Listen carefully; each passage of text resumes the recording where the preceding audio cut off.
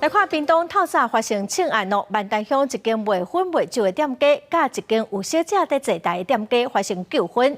双方伫屏东市水光南路发生冲突，有5个人受伤，受伤的人是送病院治疗，警方嘛在介护，嘛已经展开侦办咯。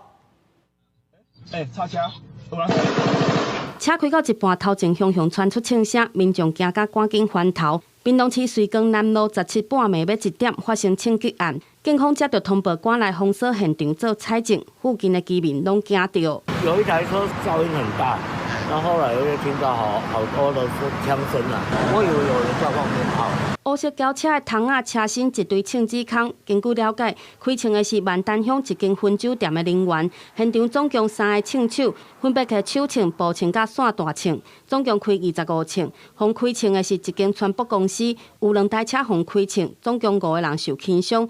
枪击了后，带入去病院，目前由警方介护当中。传播小姐坐台之间发生的纠纷冲突，而引发双方人马在网络上口角叫嚣，进而引发这一起冲突。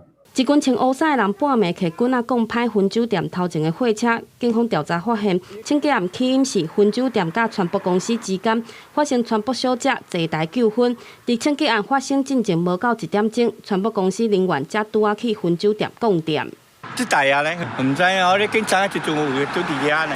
后来他们在开晚上，我就不想跟他们在那个。因为薰酒店涉案人员拢还未到案，警方表示已经锁定涉案车辆甲特定的对象，当伫调沿路的监视器追查当中，嘛会展开大规模的查缉，针对治安热点等区域加强临检，希望赶紧破案。公司新闻单环宇柯正俊屏东报道。